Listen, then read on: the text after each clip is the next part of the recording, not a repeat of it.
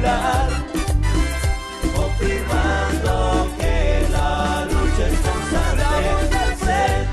Intercontinental, cámara y micrófono asaltando las redes. Somos la ventana de la lucha popular, confirmando que la lucha es constante. Danos un me gusta, que participemos, comparte las transmisiones.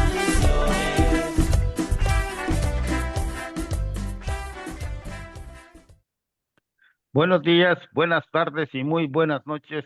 Tengan todos ustedes que nos están sintonizando en la página del Frente Intercontinental, Ventana de la Lucha Popular Salvadoreña. Les agradecemos que compartan este enlace con todos sus contactos y también a las páginas a las cuales ustedes tienen acceso para que la información que hoy les traemos llegue a todos los rincones del planeta, allá donde hay un salvadoreño, una salvadoreña y un internacionalista interesado en lo que pasa en El Salvador. Gracias por continuar con nosotros, a todos ustedes que estuvieron en la conversatoria anterior y todavía continúan acá con nosotros. Muchas gracias y también bienvenidos a todos aquellos que se están sintonizando por primera vez ahorita acá a nuestra página del Frente Intercontinental. Aquí tenemos, como vamos a hablar de un tema muy delicado, muy importante y actual en el país, que se tiene que ver con la salud, tenemos con nosotros también de aquí a a la doctora Laura Laínez, que nos va a acompañar para hacer la conversación. Un saludo, Laurita. Buenos días, buenas tardes y buenas noches a todos los que nos ven, nos escuchan. Para mí es un placer estar con ustedes otra vez, en especial con el doctor Aguirre que nos acompaña. Y pongan atención porque este tema es bien importante y todo el mundo en Europa, en Canadá, Estados Unidos, tiene que saber la verdad. Gracias, Carlitos. Así es. Ya dijo, tenemos a nuestro invitado especial, el doctor Rafael Aguirre, y le vamos a pedir que él se presente para que sepa la gente que nos está que vamos a tener la conversación, que está escuchando, con quién nosotros vamos a conversar actualmente. Muy buenas tardes, muy buenos días y muy buenas noches también a su audiencia. Mucho gusto, Carlos, acompañarles en esta oportunidad a través del Frente Intercontinental. Realmente para mí es un privilegio y poder dirigirnos a toda la comunidad salvadoreña fuera de nuestro país y poder actualizarles respecto de nuestro sistema de salud, respecto de las situaciones que se han estado dando en nuestro país y cómo pues hay ciertas cosas que se manejan de diferente forma fuera de nuestras fronteras y realmente la realidad pues es otra. Así que aquí estamos con todas las ganas para poder platicar acerca de nuestro sistema de salud. Excelente. Precisamente este es un tema, como un pueblo saludable puede marchar bien, puede trabajar bien. Entonces, la salud es una de las prioridades de todos los estados, ¿no? Entonces, entonces nos gustaría que nos diera un contexto de cómo se encuentra en la actualidad el estado de salud o la salud en nuestro país. Sí, sabemos nosotros que año con año y campaña política tras campaña política, siempre se trata de vender que un nuevo sistema y que un nuevo sistema y hoy sí vamos a mejorar el sistema, pero lastimosamente nosotros seguimos viendo las enfermedades de hace 60 años floridas y sin ningún tipo de combate. Es así como nuestras enfermedades infectocontagiosas, diarreas, neumonía, bronquitis, gripes, etcétera, todo sigue de la misma manera como hace 60 años. No hemos tenido un impacto relevante que realmente traiga un cambio, una diferencia en nuestro sistema de salud. Asimismo, en las enfermedades crónico-degenerativas, vemos que diabetes, hipertensión, insuficiencia renal, insuficiencia cardíaca, etcétera, todo va al alza y no vemos un factor preventivo que se quiera desarrollar en la población, sino solo un factor curativo. Y sabemos que este factor curativo al final viene siendo mucho más caro que si nosotros lanzáramos un proyecto de prevención y de rehabilitación también. Así que por el momento podemos decir, tenemos los mismos problemas de hace 60 años, no ha habido ninguna modificación en nuestra epidemiología, continuamos igual y por lo tanto pues es la preocupación nuestra que año con año, imagínense cuánto dinero se ha invertido desde que nosotros tenemos conciencia, cuánto dinero se ha invertido en salud, cuánto dinero se ha dicho, bueno, hoy sí vamos a hacer un sistema moderno, hoy sí vamos a invertir en esto, hoy sí vamos a invertir en aquello, y a la fecha continuamos igual. Ahora, esto es peligroso y yo creo que vamos a seguir platicando de esto porque esto da pie a intervenciones de privatización del sistema de salud o de tercerización, como en otros países se maneja, y pues es peligroso porque tercerizar nuestro sistema de salud, es decir, estamos nosotros clasificando a nuestra población en personas que pueden pagar, las que medio pueden pagar y las que definitivamente nunca van a poder pagar, ¿verdad? A, B, C y hasta la Z. Entonces, todos estos peligros tenemos actualmente en nuestro sistema y creo que poco a poco lo vamos a ir desarrollando. ¿Y por qué creemos que esto puede ser así? Sí, doctor, usted habló de enfermedades infectocontagiosas. ¿Cómo está la situación del dengue hoy por hoy en El Salvador? Porque hemos visto muchas muertes, más que todo de niños. ¿Nos podría explicar cómo está, qué es lo que está pasando allá? Sí, sí, doctora, mucho gusto, claro. Fíjese que recordemos cómo son las situaciones de dengue en nuestro país, que es una situación cíclica. Cada 3 o 5 años nosotros vamos a ver brotes porque es la nueva población que se está incorporando, que no tenía las defensas, que no ha tenido exposición a este tipo de virus, etcétera. Y o que la cantidad de defensas que generan pues no son las suficientes para mantenerse en el tiempo y que aunque vuelvan a ser picados, no generar una enfermedad. Entonces, como caen las defensas, ellos nuevamente presentan los cuadros de dengue o los presentan de una forma, como se llama, hiperreactora, o sea, mucho más fuerte de lo que dio la primera ocasión, y es lo que se da pie a los cuadros graves de dengue grave, dengue hemorrágico y todo esto.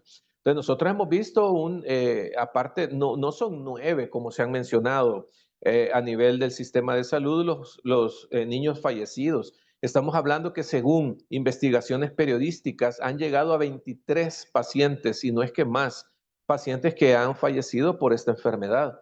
Entonces, vemos una situación preocupante de tratar de ocultar datos para, no sabemos con qué objetivo, con qué propósito. El problema es que a raíz de todo esto empiezan a darse unas manifestaciones falsas de aparente control, cuando realmente alrededor de la población lo que está ocurriendo son infecciones graves, infecciones severas de dengue. Entonces, nosotros tenemos, y no solamente con el dengue, hablamos que para adultos tuvimos una crisis de fiebre tifoidea también. Se disparó tanto la casuística, pero como en este momento también teníamos cuadros de dengue, pues por lo tanto se le invirtió más, se enfocó más en el tratamiento del dengue que en el tratamiento de la fiebre tifoidea como tal, pero tuvimos muchos pacientes muy enfermos, muy graves, que terminaron con perforaciones tíficas, que terminaron con cuadros de complicaciones por la fiebre tifoidea, a lo cual pues obviamente no se le dio la connotación social como sí se le dio al dengue. Y es por lo tanto que no se hablaba mucho de la fiebre tifoidea, pero tuvimos muchos pacientes delicados ingresados hasta en UCI por estos cuadros de fiebre tifoidea porque se ha vuelto agresivo. Recordemos que con el uso indiscriminado que se tiene de antibióticos, nosotros volvemos a las bacterias multiresistentes. Y la fiebre tifoidea, o sea, la bacteria que provoca la fiebre tifoidea no es la excepción a esto. Tenemos una alta incidencia ya de patógenos relacionados que tienen alta resistencia a los antibióticos. O sea, en el programa o en los programas de salud debería de existir este tipo de alertas y tipo de programas que nos lleven a educar a la población con el uso de antibióticos y, en fin, con otros patrones más de comportamiento que debemos de ir modificando. Pero nosotros, en lugar, como le menciono, en lugar de invertir en prevención, en lugar de invertir en todos estos programas que nos van a traer una solución real a los problemas que tenemos hoy en día de enfermedades infectocontagiosas, seguimos con el mismo sistema curativo, el cual solo se enfoca en tener un TAC, el tener una resonancia, el tener un angiógrafo, etcétera, etcétera, y no nos enfocamos en el área preventiva como tal. Entonces, dificulta bastante el hecho de los abordajes, porque tenemos nosotros alta incidencia o alta cantidad de personas que consultan y hoy en día estamos teniendo poca cantidad, por ejemplo, de pediatras para que puedan hacer un abordaje más integral del tratamiento de enfermedades infantiles. Entonces, es una situación compleja porque se ve que se escucha que se invierte bastante en salud, que han hecho una nueva infraestructura por acá, que compraron un nuevo aparato por allá, y se habla de millones de dólares. Y entonces dice uno, bueno, ¿y qué pasa? Pues porque no tiene un impacto real, porque cuando la gente va a sacar citas, las citas se las están dando para 8 meses. Cuando van a sacar citas para ultras, le dicen que hasta dentro de 4 meses le van a hacer la ultra. Cuando va a sacar citas para resonancias magnéticas, que hasta enero del siguiente año. Entonces, hay una situación, bueno, como es que estamos viendo el montón de edificios bonitos, que los están pintando, los están decorando, supuestamente los están equipando con insumos, etcétera, pero al final esto no se traduce en un real impacto en las políticas de salud y en disminuir los tiempos de espera de la población. Y es que a mí se me está ocurriendo, como estamos hablando de el tema de las prevenciones o el tema de todo el dengue, la tifoidea. Eso, la forma, me gustaría que me explicara qué efecto pudo haber tenido o tuvo la forma de andar fumigando, eso que lo hicieron a través de los helicópteros que tiraban, lo fumigaban arriba y unas cantidades tremendas. Yo no sé cuán efectivo era esa metodología o si eso también viene a repercutir, digamos, en la salud de la población, pues, porque eso está, hasta Sí, en las pupuserías lo tiraron, pues. sí, lastimosamente, ante las medidas improvisadas que se tuvieron que tomar, una de ellas fue andar fumigando a través de helicópteros, cosa completamente alejada de la teoría y de la técnica, de la literatura internacional. Pues sabemos que el mosquito Aedes aegypti, que es el que transmite el dengue, este se mantiene, y primero es intradomiciliar, ¿verdad? Segundo, vuela bajo, o sea, el zancudo nunca anda volando en alturas mayores a 3 metros, el zancudito vuela bajo y él se mantiene intradomiciliar en áreas oscuras. Si se reproduce en aguas contaminadas, aguas estancadas, porque las aguas corrientes, esas no le dan ningún problema. Son las aguas estancadas las que permiten que aquí se prolifere el zancudo y por lo tanto sí se mantienen en esas áreas, pero una vez ya vueltos adultos, estos buscan un área, sobre todo las hembras, estamos hablando de las hembras, son las que pican. Entonces ellas buscan un área domiciliar y ellas se mueven a la redonda 1 kilómetro. 1 kilómetro a la redonda se están moviendo y ahí es donde tienen ellas ahí es donde ellas pican. Entonces, vemos que ninguna de esas técnicas, sobre todo las aéreas, son efectivas para este tipo de vectores.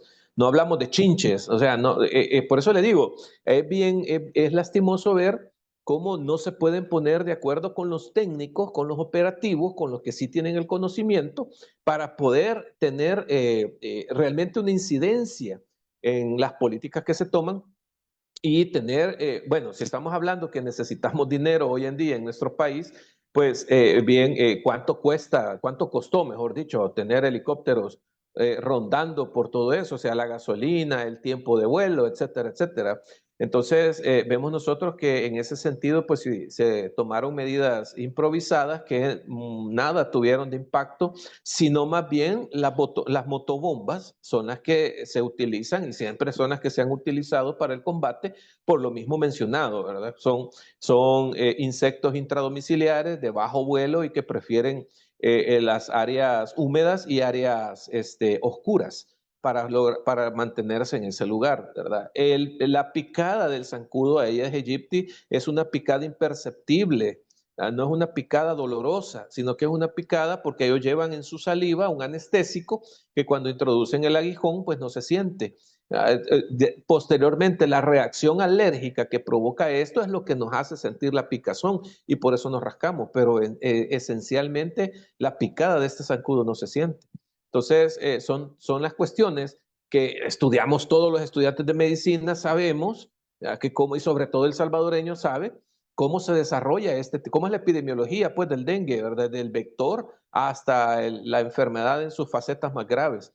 Entonces no entendíamos nosotros por qué andaban haciendo eso y correcto, como lo han mencionado ciertas personas, solo para contaminar los alimentos y contaminar las aguas, sean aguas potables o los recipientes que las tienen.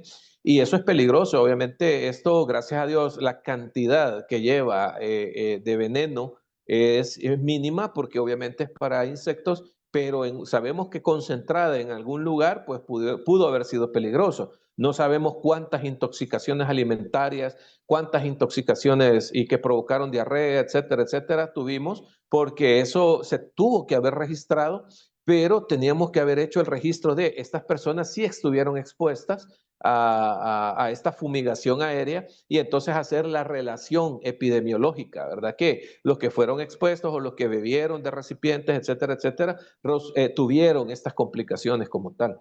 Entonces, realmente vimos unas medidas improvisadas. Posteriormente vimos ya el hecho de tener motobombas introduciéndose a nivel domiciliar y esto es lo que realmente tuvo impacto. Ahora, nosotros lo dijimos, el impacto iba a ser en cuestión de 3, 4 semanas posterior al inicio, no son inmediatas, porque ya sabemos que hay larva y hay todo eso, que es el ciclo vital del zancudo. Entonces, esas fumigaciones tienen que estarse dando cada 3 o 4 días para estar matando al nuevo zancudo adulto que iba a ir naciendo de las aguas estancadas. Entonces, por lo tanto, la medida era deshacerse de los recipientes, llantas y todo eso que tuviera aguas estancadas, deshacerse de todo tipo de, ocupar el abate en las pilas para las próximas larvas que fueran a ser depositadas y el zancudo adulto a través de la motobomba. Entonces era eso lo que teníamos que enfocarnos nosotros y no el helicóptero. Lastimosamente no entendemos por qué al final optaron por esa idea inicial, pero qué bien que lo quitaron. Hay un tema muy importante también, doctor, que tenemos que tocar a fuerza y es el cómo está siendo afectado por medio del presupuesto general de la nación el tema del escalafón en los médicos y también en los maestros, pero en este caso de los médicos, ¿verdad? Porque Claro. sabemos que a salud le han quitado 91 millones y otros 31 o 30 millones a educación. O sea, ¿qué es lo que está pasando realmente? ¿Cuál es la lucha que llevan ustedes como médicos ahí en El Salvador y qué se pretende hacer para que esto o sea, no afecte no solo a la población salvadoreña, sino que a los profesionales salvadoreños, médicos y maestros? Sí, sabemos que la inversión social es un factor importante para el crecimiento económico, para el crecimiento social, para todas estas áreas en nuestro país. O sea, el problema es que como hoy en día es tanto el problema de crisis económica que se tiene por las malversaciones que se han hecho de fondos, no solo en este gobierno, sino que en otros más. Entonces, tanto el problema económico que se tiene hoy en día que se le tiene que recortar a la inversión social. Sabemos que la inversión en salud es una inversión a largo plazo. No se van a muy poco es el rédito a corto plazo que se puede tener, pero al final es mucho más barato la inversión que se haga hoy previniendo las enfermedades de mañana. Pero vemos nosotros un recorte a los presupuestos hasta el momento, por lo menos el del Seguro Social, no lo tengo yo a la mano. Hemos visto el del Ministerio de Salud que ha sido recortado en una buena cantidad de dinero y esto solamente viene en detrimento de la atención del pueblo salvadoreño. Sabemos que al tener menos recursos tenemos menos oportunidades para compra de medicamentos, menos oportunidades para compra de insumos médicos, para aparatos médicos necesarios, para darle mantenimiento, porque ese es el otro problema. Nosotros hablamos de nueva infraestructura, nuevo equipo, etcétera, pero el que ya está hay que darle un mantenimiento continuo y vemos nosotros que eso es lo que ha hecho falta también a lo largo de todo este tiempo. No se le ha dado un mantenimiento a los tomógrafos, a las resonancias, etcétera, a los ultrasonógrafos y vemos nosotros una carencia importante y una situación de estar haciendo milagros con lo poco que se tiene que preocupa. Entonces, vemos que hay disminución o no hay un mantenimiento adecuado de los instrumentos. Y aparte de eso, una disminución en lo que es el presupuesto dedicado a salud. Entonces, ¿qué nos espera en un futuro? Si ahorita nosotros empezamos a descuidar esto, corre peligro de perder toda esta infraestructura, corre peligro de perder todos estos insumos médicos y eso al final, como lo menciono, viene en detrimento de la calidad de atención que se le puede dar a la población. Nosotros en el Seguro Social hemos visto bien, claro, quién se va a molestar porque le pinten su casa, porque le decoren su casa, porque le compren unos aparatos nuevos. Creo que eso sería ilógico de criticar. Lo que se critica es que se tienen 3 aceleradores lineales, pero solo tengo 4 radioterapeutas. Se critica que hoy voy a tener yo un TAC CT y no voy a tener, y solamente voy a contar con 3 médicos de medicina nuclear. O sea, no tengo la mano de obra para que me pueda abundar el hecho de tener nuevos aparatos. Al final tengo más aparatos, pero tengo menos personal. Entonces, todo eso es por una mala administración que se ha hecho del sistema de salud, una mala administración que se ha hecho de los recursos que tenemos, ya sean pocos o muchos. O sea, si nos comparamos con Haití, pues obviamente tenemos mucho más, pero si nos comparamos con otros países de Europa, ni siquiera vayamos lejos, si nos comparamos con Costa Rica o Panamá, entonces, ¿cuál es nuestro déficit? Entonces, todo eso es lo que tenemos que estar analizando. Propuestas se han hecho al respecto, pero lastimosamente siempre tenemos las puertas cerradas a poder presentarlas. Ahora, preocupa porque vemos a pasar el tiempo y nuestro sistema siempre sigue con las mismas situaciones. Falta de insumos médicos, falta de medicamentos adecuados, falta de personal. Pero el problema y lo que nosotros hemos dicho, ¿a dónde vamos? ¿Dónde está la ruta? ¿Dónde está la hoja de ruta que tenemos? El Plan Nacional de Salud, ¿dónde está? Veamos los objetivos, si realmente hace 5 años los objetivos que se establecieron ya se cumplieron. Si vamos en rumbo a cumplir los otros objetivos para 10 años, si vamos a cumplir los objetivos para 15 años. O sea, qué hoja de ruta es la que nosotros tenemos? Eso es lo que nosotros solicitamos a los administradores del sistema de salud, que presenten la hoja de ruta. No se entiende. O mejor dicho, no es que no se entienda, es que lo que se entiende es que están queriendo hacer caer en un caos al sistema para decir, miren, lo siento, decirle a la población salvadoreña, miren, lo siento, pero tenemos que privatizar. Por más que tratamos de hacer, nosotros aquí no pudimos lograrlo, así que tal vez la empresa privada va a poder hacerlo. Y sabemos que al caer en privatización, eso es clasificar a la población entre A, B y C, y para que aquellos que puedan pagar poco, pues poco van a recibir, y los que puedan pagar bien, pues eso sí van a recibir un buen sistema de salud. No estamos de acuerdo con eso, nunca lo hemos estado. Siempre nos hemos opuesto férreamente a que aquí se clasifique a la población. Todos merecemos un mismo sistema de salud en el cual aún la persona que haga limpieza pueda tener la cirugía de 50,000, de 100,000 dólares garantizada, como aquella persona que es gerente de una empresa privada.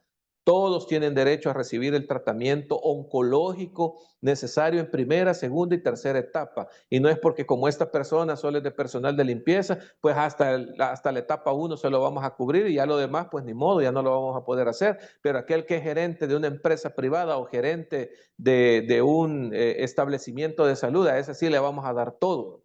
No podemos estar clasificando nosotros nuestro sistema. Debemos de mantenerlo y mejorarlo. Claro que hay que analizar situaciones de escalafón. ¿Por qué? Porque teníamos directores ganando 10,000, 11,000 dólares y médicos subespecialistas, neurocirujanos ganando solo 2,000 dólares o menos. No puede continuar esa disparidad en el sistema de salud. Sí creemos que debe de analizarse, pero no en perjudicar a la clase trabajadora, no en perjudicar al profesional de salud, el cual sí merece por la experticia y que sí merece por su profesionalismo una paga adecuada. ¿Qué es lo que pasó el año pasado? Detuvieron el escalafón hasta un techo de 3,000 dólares, afectando completamente a toda la clase profesional, es decir, afectando a los médicos, a personal de enfermería, que arduamente trabaja todos los días para mejorar las cosas, mejor dicho, para que todo salga adelante y no se estanque. Entonces, no es posible que le cerremos las puertas porque ya hay un director ganando 10,000 dólares, no es posible que le cerremos la puerta a un profesional para que éste opte a un salario mejor. Y tampoco poner escalas como en Colombia. Sabemos que en Colombia nadie puede ganar más de lo que gana un diputado. Entonces, no es posible que a una persona de elección popular nosotros la vayamos a poner mucho mejor que a un profesional que sabemos que es necesario y urgente en nuestras salas de operaciones, en nuestras salas de emergencia. Así que ese es el llamado que nosotros hacemos, porque al decir todas estas cosas, nosotros no buscamos avergonzar a un político de turno, nosotros no buscamos acusar a nadie, lo que queremos es diálogo, siempre lo he dicho, siempre lo hemos mantenido. Pero ante lo que están haciendo actualmente ya deben de detenerse y por eso pedimos a la población que se le haga el llamado, que ellos también nos acompañen a hacer el llamado a la clase política para que de una vez por todas detengan esa vorágine neoliberal y por favor nos enfoquemos en lo que de verdad importa, un sistema de calidad. Excelente. Porque también yo pienso eso de que el parar el escalafón tampoco motiva, digamos, al joven a estudiar medicina si sabe que no va a tener, digamos, la retribución que se merece, ¿verdad? Por los estudios que Ese, hace y por todo eso. Entonces, desmotiva realmente. Correcto, Carlos. Ese es el problema que tenemos actualmente. Nosotros hemos visto deserción desde pregrado, es decir, ya no quieren llegar a estudiar doctorados en medicina, ya no quieren estudiar enfermería, ya no quieren estudiar laboratorio clínico, radiología, imágenes, ya no quieren estudiar áreas de la profesión de la salud. Al ver tanta situación de situaciones, como le digo, que son amañadas o que son... se nota que hay un dolo por hacer las cosas y que no haya un sistema judicial que pare esa situación, pues ante esta situación como tal, la gente está desertando, ya no están estudiando carreras profesionales, carreras afines a salud. No solamente hablo de doctorado en medicina, sino que de todas las demás carreras, y aún vemos nosotros deserción de las residencias. Nosotros estamos viendo médicos generales desertando, yéndose de las residencias por el nivel de complejidad, o sea, por el nivel de acoso que están teniendo y que judicialmente no hay quien les defienda. Vimos nosotros el despido de 3 compañeras residentes que solo por haber escrito en un tuit que el turno estaba pesado, fueron despedidas y hasta la fecha de hoy no les han todavía, ni siquiera a nivel judicial, se les ha dado respuesta de algún amparo. Entonces vemos nosotros esta situación que ante un trato arbitrario, sin ninguna causa justificable, proceden a un despido y que cuando se va al sistema judicial, este tiene un atraso completo que a la fecha, después de más de un año de haber sido despedidas, todavía no tienen una solución como tal. Entonces, todas estas situaciones preocupan y por eso es nuestra queja.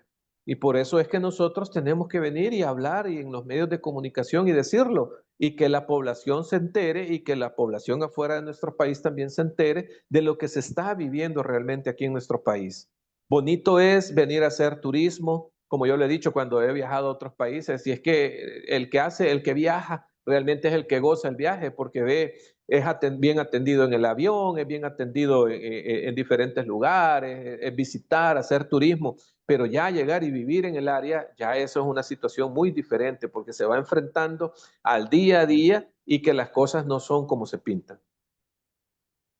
Sí, doctor, nos hemos dado cuenta que han también renunciado varios especialistas y subespecialistas del Seguro Social y aún también del Blum, de enfermeras y médicos.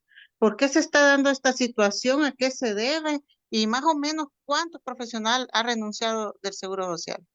Fíjense que nosotros tenemos el ejemplo palpable. Nosotros teníamos alrededor de 1.300 médicos afiliados para diciembre de 2023, pero debido a la falta de negociación de un contrato colectivo, que arbitrariamente la Dirección General del Seguro Social toma la decisión de desconocer al sindicato titular, en este caso es el STIS, lo desconoce completamente y dice, no, para mí ya no es el sindicato titular, así que no voy a negociar contrato colectivo. No se sienta con ningún otro sindicato porque ninguno tiene el 51% de los afiliados y por lo tanto desconoce a la clase trabajadora y ahí nos deja, claro, el contrato prorrogado. Pero al final, si no hay un contrato vigente, esa prórroga puede en cualquier momento deshacerse si a petición de uno de los firmantes dicen, mire, yo ya no quiero continuar. Ante esta incertidumbre que genera, si bien no hay incertidumbre jurídica, pero sí hay una incertidumbre en el ambiente de qué va a suceder más adelante. Y a todo esto se une el rumor de que va a haber fusión entre el Ministerio de Salud y el Seguro Social. Entonces los compañeros especialistas y subespecialistas decidieron renunciar en alrededor de un 40-45% y ya acelerar su proceso de jubilación. Aquellas personas que ya tenían sus 55, mujeres que ya tenían más de 55 años o los hombres que tenían más de 60 años, pues aceleraron su proceso de jubilación para no perder las garantías que daba el contrato colectivo. Dentro de una de ellas, el fondo de protección. Entonces, para no perder el fondo de protección, los compañeros deciden irse ante esa incertidumbre que está ocurriendo hoy en día en nuestro país, que de un día para otro cambian las leyes y entonces, y bueno, ¿y hoy quién nos defiende, verdad? Se van a poner recursos de inconstitucionalidad, se van a poner recursos a las diferentes salas y no hay respuesta inmediata, sino que son respuestas retardadas. Ante esta situación, más de 200 médicos que estaban afiliados a Simetriz han renunciado de la institución. Se han jubilado, aceleraron su proceso de jubilación. Pero vaya, ese es el caso del doctor Cusán. No nos vayamos, es un cirujano vascular periférico de renombre en nuestro país, de las personas que estaban capacitando a nuestros cirujanos acá en el país. Al ver esta situación, el doctor Cusán terminó mejor ya por retirarse. Pues bueno, ¿yo qué hago aquí ya? Si ya no nos quieren, pues entonces me retiro.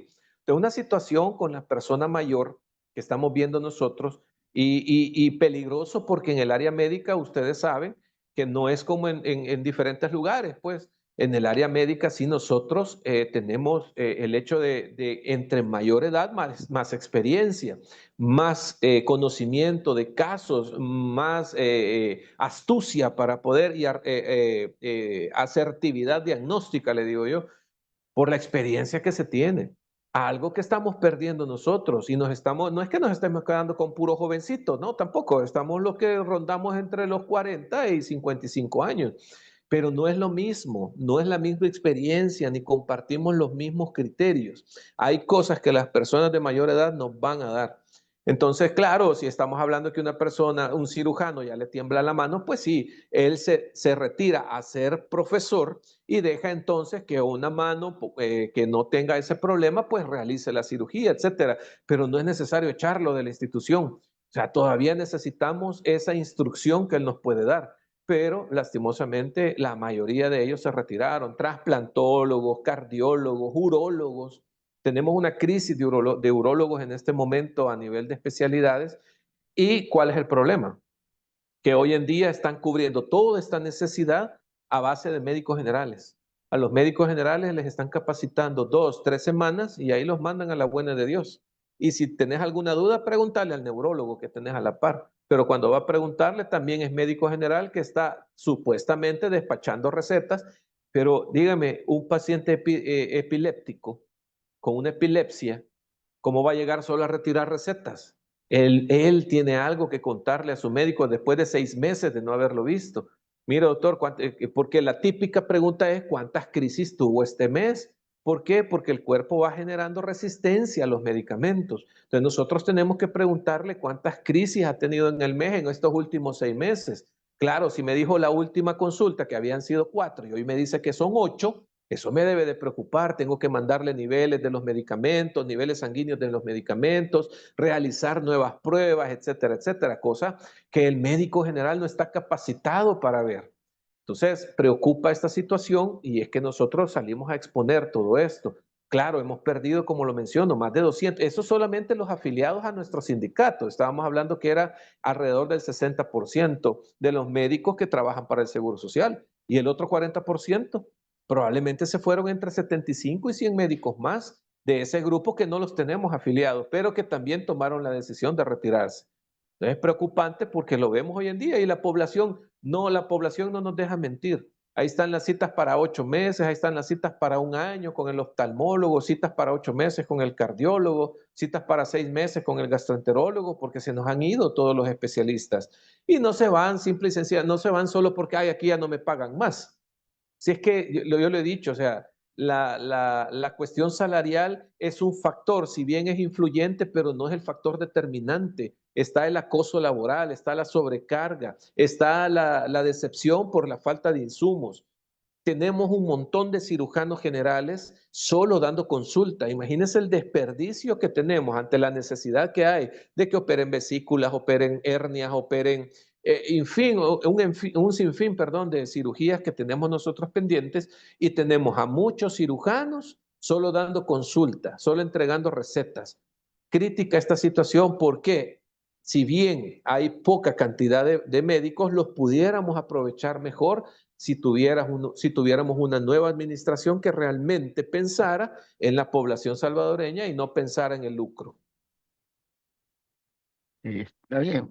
Ahora, como estamos, porque me surgió este tema, el escalafón, el presupuesto que ha disminuido. Ahora con lo que usted está mencionando, que hay una sobrecarga de trabajo, o sea, que hay mucha presión también dentro del personal médico. Y a todo esto, anuncian que van a contratar médicos en el extranjero, ¿verdad? ¿Y qué motivación van a tener los médicos en el extranjero al ver esa situación? Me gustaría ¿qué opine usted al respecto de ese anuncio, que creo que es más que todo una propaganda, más que un anuncio real? Sí, nosotros lo vemos paradójico el hecho de que, por un lado, dicen al personal de salud, a los médicos, bueno, apriétense el cincho hasta lo que más dé, ¿verdad?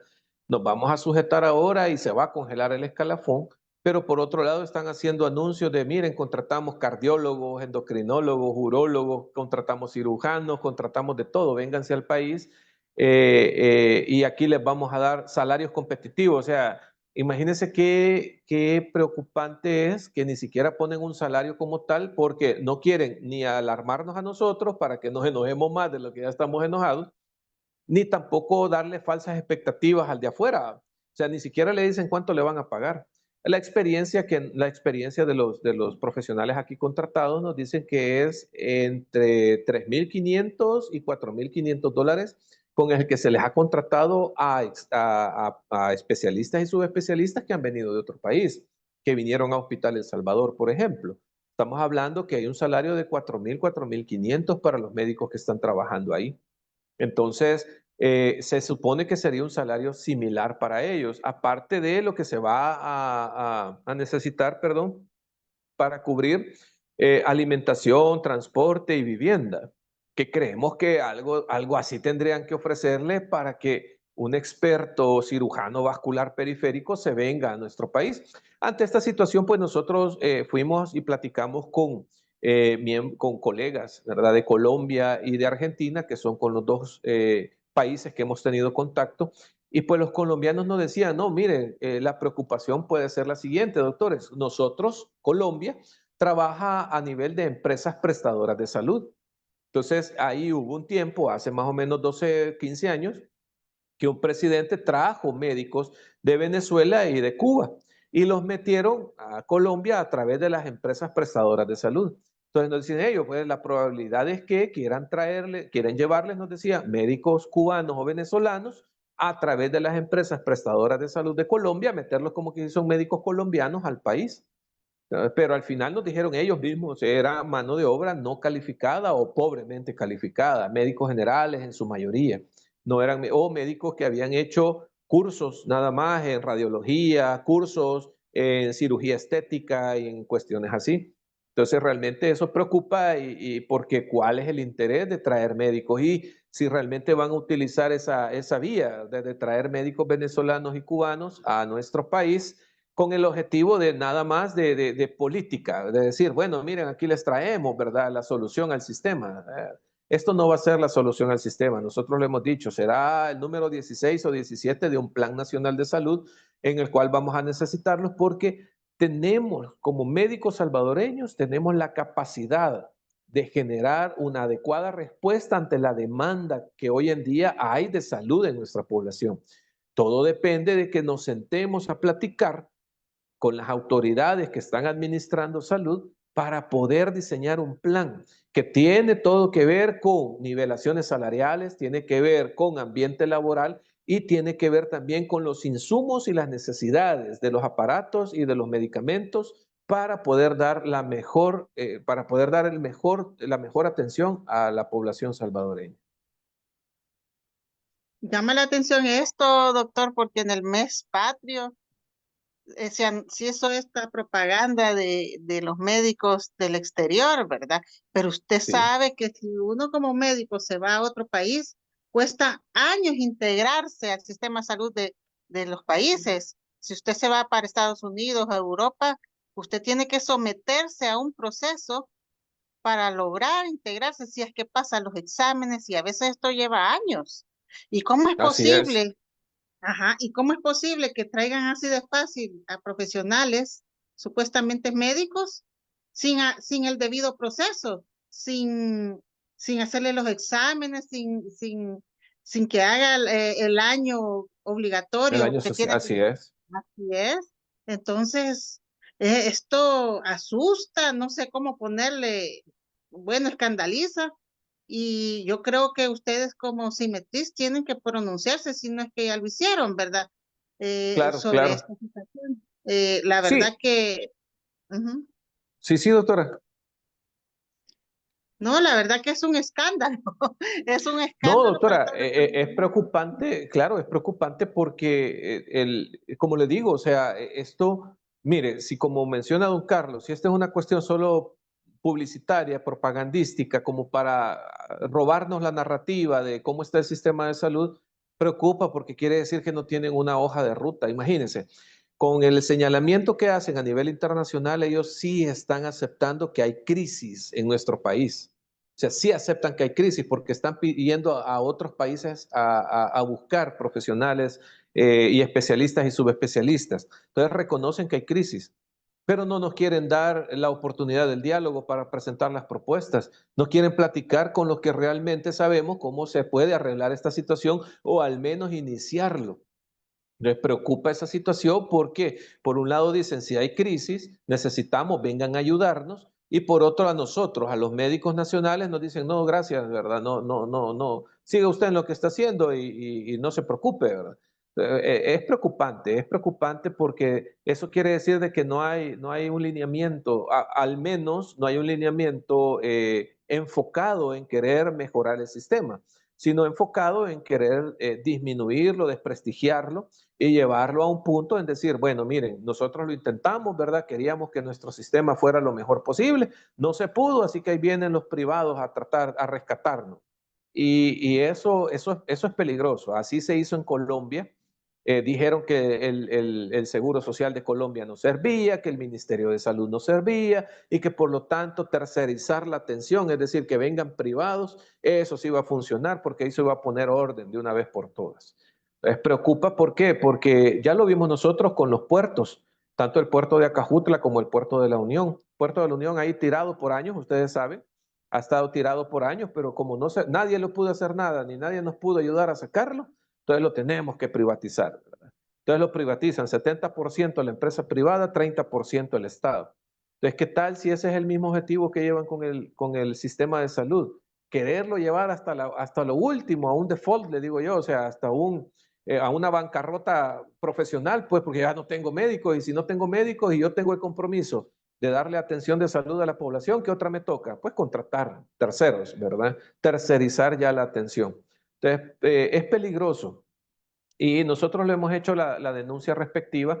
Creemos que lo que va a pasar es que al joven, si el joven no se enferma demasiado, o sea, si a lo más gripe, una que otra diarrea por alguna alimentación que hizo en la calle, alguna cuestión dermatológica, entonces le van a querer vender al joven que mire, le vamos a dar seguro privado, ¿verdad? Que usted se lo merece y que no sé qué, que no sé cuánto. Y al joven que no se enferma de cuestiones crónicas, diabetes, insuficiencia renal, cáncer, etcétera, pues obviamente le va a ser satisfactorio ir a cualquier clínica privada, ¿verdad? Pasar consulta, rápido lo van a atender, entre comillas, y va a tener su medicamento supuestamente. Entonces, estas son como estrategias que se han utilizado en otros países, esperemos que aquí no sea igual, sino que realmente se invierta, pero no solamente en infraestructura como se ha hecho hasta ahora, sino también en el personal, la inversión en el personal. Por eso nosotros hemos estado siempre enfocados a que haya inversión aquí la inversión en el país se ha dirigido al personal,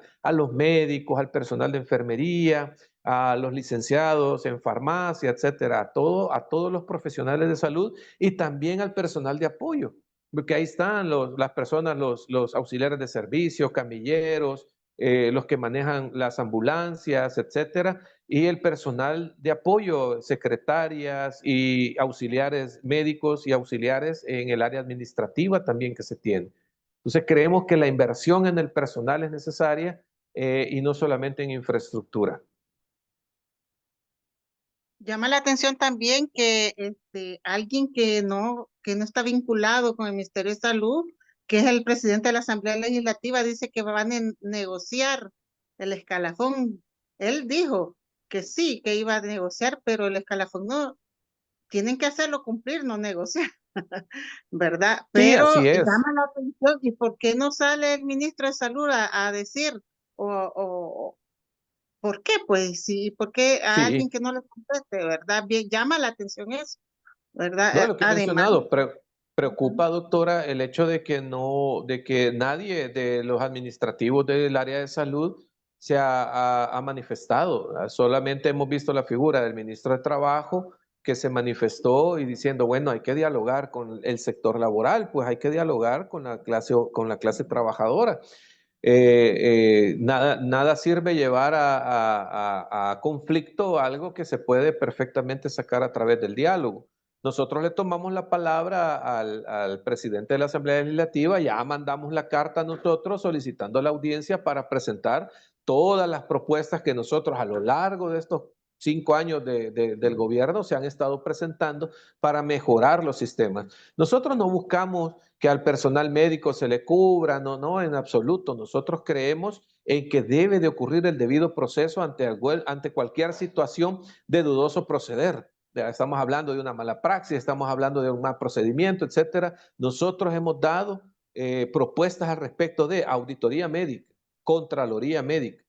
Pero ¿qué es lo que sucede? La Contraloría y la Auditoría Médica va a venir a reflejar que problemas del sistema también provocaron o empujaron a que alguna mala praxis se diera. Entonces, al final, como se van a ver involucrados en eso y como no se ha dado solución tampoco a los problemas endémicos que tenemos en nuestro sistema, entonces al final por eso no les conviene este tipo de propuestas. Lamentable.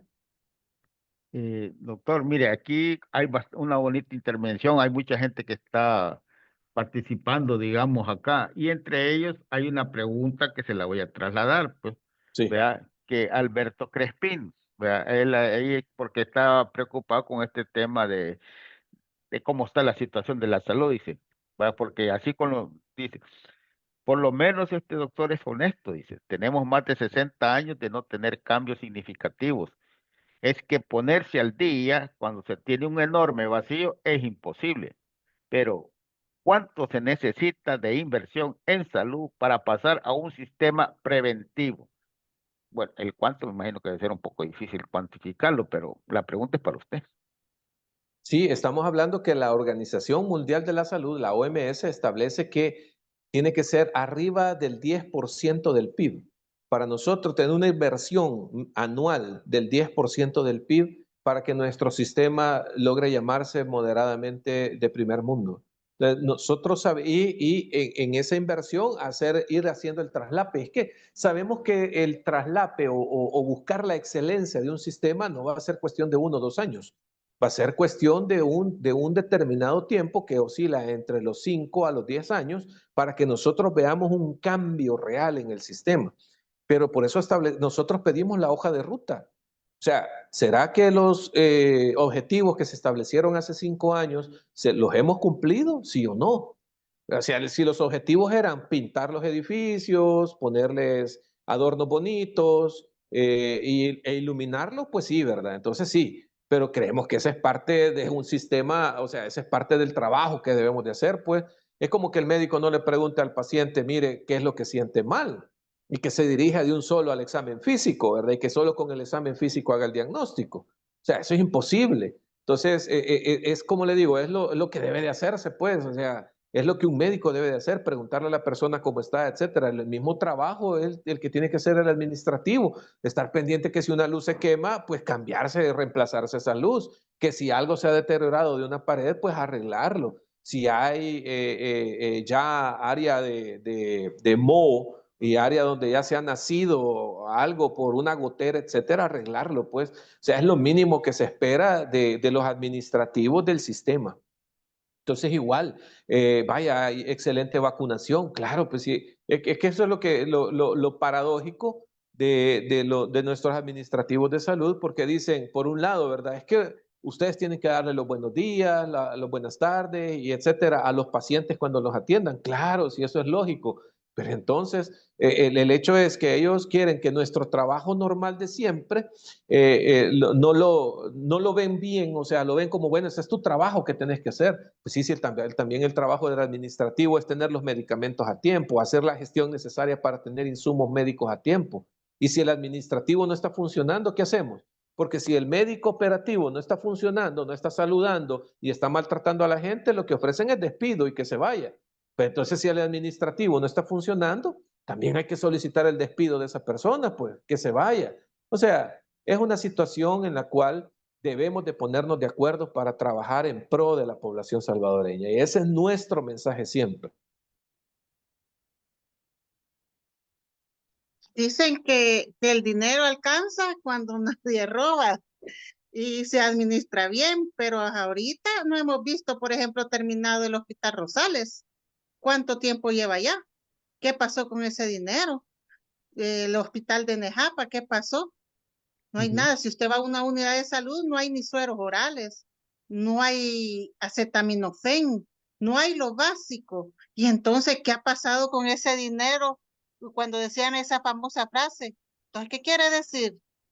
Que ese dinero está mal administrado o se lo robaron, ¿verdad? Correcto, es lo que Entonces, nosotros hemos señalado. Y es más, nosotros fuimos hasta hacer una denuncia a Fiscalía al respecto de eso. Nosotros vimos una investigación periodística en la cual reportaba uno probable malversación de fondos, adjudicándole a la empresa de un amigo, ¿verdad? De un alto rango en la torre administrativa, dándole la compra de un medicamento millonario. Estábamos hablando de más de 1.3 millones de dólares y que al final terminó siendo que traen un medicamento de la India completamente falso.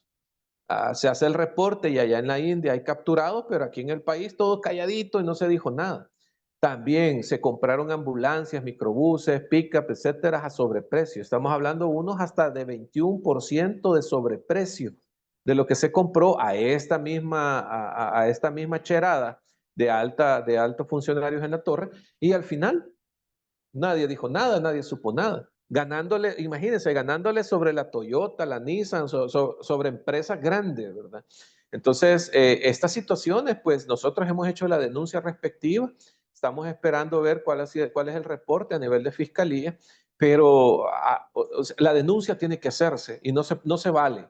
No se vale que durante la pandemia, que fue algo doloroso para nosotros como salvadoreños y sobre todo para el personal de salud, perder a tantas personas, a tantos profesionales valiosos por la pandemia, por la improvisación que se tuvo en muchos abordajes, pues que mientras el pueblo salvadoreño sufría por la pandemia, otros estaban lucrándose gracias en pro de la desgracia del pueblo salvadoreño. Entonces, todas esas cosas tienen que analizarse, investigarse y definitivamente marcarse a esas personas y llevarlos y que les caiga el peso de la justicia completamente, porque no se vale, no se vale.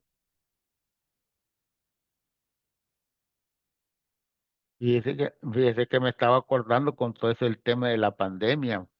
Es Sí, porque construyeron algunos centros de vacunaciones, varios centros de vacunaciones, tengo entendido, ¿no?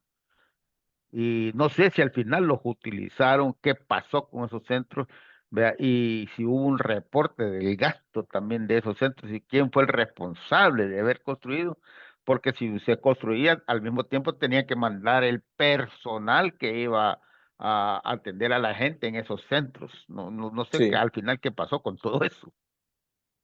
No, hoy se están utilizando para otro tipo de actividades. Como la mayoría de ellos fueron construidos en centros de salud, el acceso a ellos es restringido completamente. Han dado la orden de restringir el acceso a ellos para no ver para qué otras cosas se están ocupando. Esperamos nosotros que realmente sea para áreas de vacunación y áreas de atención en salud, porque el costo de cada uno de ellos sabemos que fue muy alto y un gasto millonario, ¿verdad?, para realizarlos. Pero bueno, estamos a la expectativa. Todo esto tiene que llevar una investigación. Si a veces el problema, porque la misma directora alguna vez a mí me lo dijo, que tiene que estar haciendo un sindicato cuestionando inversión en el área de salud. Y claro, pues si esa es nuestra labor, o sea, como actores sociales que somos, pues de fiscalización también tenemos que ver, porque estamos hablando que cada dólar mal invertido significa $1 menos en atención de calidad para la población salvadoreña. Cada dólar que ha sido malversado, cada dólar que ha servido para corrupción, es un dólar que va en contra de la salud y de la educación del pueblo salvadoreño. Por lo tanto, entonces nosotros tenemos que hacer las denuncias. Ahora, nosotros aquí recalcamos el hecho de la oportunidad que se tiene para el acceso a la información. Eso es vital. Tenemos nosotros que tener acceso a la información. Entonces, si no se tiene acceso a la información, si la información es de carácter restringida o parcializada, pues eso sí es preocupante, porque al final no tenemos nosotros dónde investigar y dónde hacer los señalamientos. Entonces, al final pareciera de que todo va bien y que todo el mundo está de acuerdo en lo que está pasando. Y a la hora de las horas, pues obviamente vemos que no hay un impacto real. Así que estamos pendientes en esa situación. Esperamos que abran y que sean más flexibles con respecto a la reserva que se tiene de información para poder tener de la mano la información necesaria para poder hacer los señalamientos también. Bien importante lo que usted nos ha expresado este día, doctor. La verdad que muchos en Europa no conocen y en muchas partes del mundo no conocen esta problemática que tenemos en El Salvador. Y es importante que personas como usted visibilicen para que no sean engañados por la propaganda que se está haciendo millonaria. Porque otra cosa que ha salido a la luz son los salarios grandes que están en la Asamblea Legislativa con la gente esta, que hasta modelos, ¿verdad? Sí. Ganan más que un médico, más que una enfermera. Entonces esto no tiene nombre y las personas en el exterior no saben realmente lo que está pasando. Creen, cuando ven algo pintado, creen que ya está bien El Salvador. Cuando hablan de turismo, creen que está bien El Salvador. Y realmente las personas aquí están en la peor situación de salud y económica.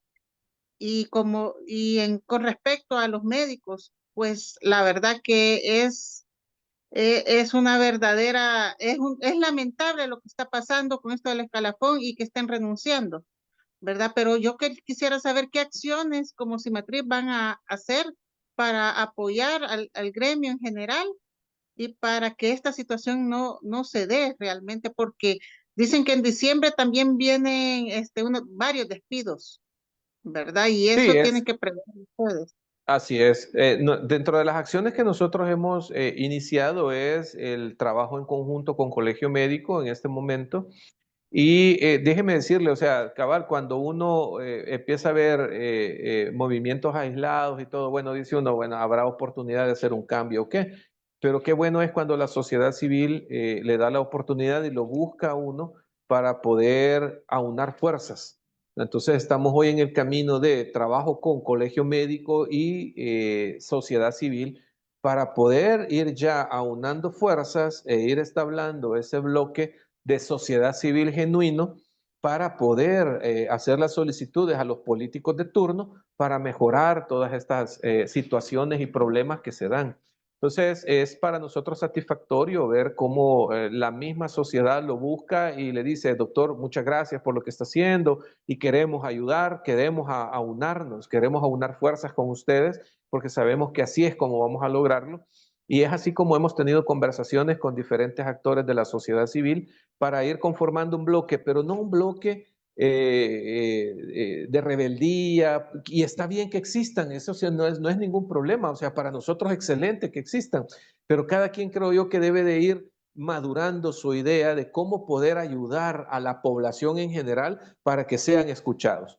Entonces, es así como nosotros vamos para poder entablar mejores propuestas y aunados con sociedad civil para poder ser escuchados. Sociedad civil que hoy por hoy pues tiene bastante influencia, no política, sino influencia social a través de su liderazgo y a través de su movimiento. Entonces, nosotros estamos aunando esfuerzos con ellos para poder transmitir el mensaje de una forma más firme, de una forma más fuerte y decirlo: aquí estamos, queremos dialogar. No podemos nosotros avanzar a otro tipo de actividades, huelgas, disminución de labores, etcétera, si no hemos gastado completamente el recurso del diálogo. Creemos nosotros que esa es la oportunidad y es lo que, bueno, para las personas que son religiosas, lo que en su momento inició Monseñor Romero, ¿verdad? Y que después obviamente llevó a las acciones, al grado pues de hasta sacrificar su propia vida en pro de lo que eran sus ideales. Así que creemos nosotros que esa es la vía que debemos de tomar y en ese camino estamos.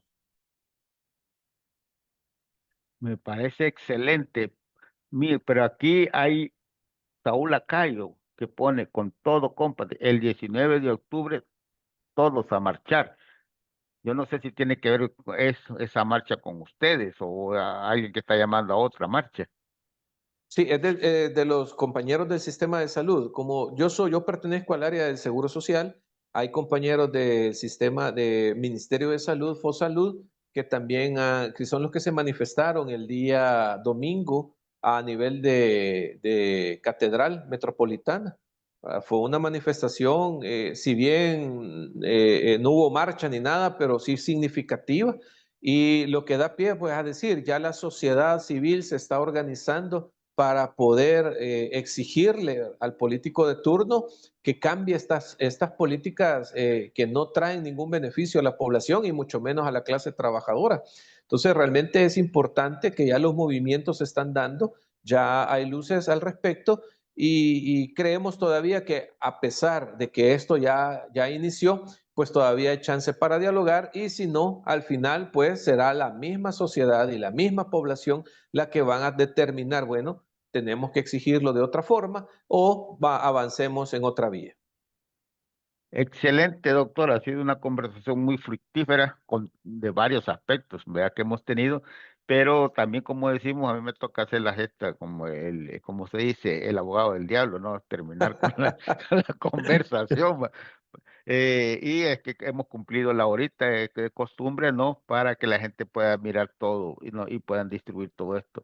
Así es que yo le voy a pedir que, digamos, que dé un mensaje a la gente que nos esté escuchando antes de cerrar el programa, antes de despedirnos los demás, ¿no? Le pediría a usted que dé un mensaje último a la gente. Gracias. Pedirle a la población que se una a nosotros, se una al llamado al diálogo, se una al llamado de que presentamos propuestas para mejorar la atención en salud. Creemos que un sistema de salud puede ser moderno, puede ser integral, puede ser mejor de lo que tenemos, pero tenemos que ir todos juntos de la mano, sacando toda situación político-partidaria. Creemos que la sociedad civil, los profesionales en salud y todos los demás nos podemos poner de acuerdo para sacar adelante a nuestro país. Así que hacemos el llamado a la población, únase a nosotros, denos su apoyo, denos ese voto de confianza para que vea el político de turno que no se trata de otro tipo de actividades, sino en beneficio de la población misma. Excelente, muchas gracias, doctor. Le vamos a pedir a Laurita también que dé sus palabritas de despedida. Sí, para mí un gusto haber estado con usted, doctor Rafael Aguirre, en especial. Espero que otra invitación más adelante usted pueda tener tiempo para que responder las preguntas de las personas que nos están viendo y escuchando. Y un gusto, saludos a todos y soy Laura Laínez. Bueno, ustedes no lo han visto, pero controlando a los troles ha estado por ahí Marvin, así es que también va a dar las palabras de despedida. Gracias, Carlito, muchas gracias, doctor Rafael Aguirre, gracias, doctora Laura, gracias, Carlos, saludos a todos, gracias, ayúdenos a compartir, es importante toda esa información, esa valiosa información que dio el doctor Aguirre, que la compartan, saludos. Bueno, yo también me despido de todos ustedes. Muchas gracias por sus comentarios, por toda esa interacción que ha habido.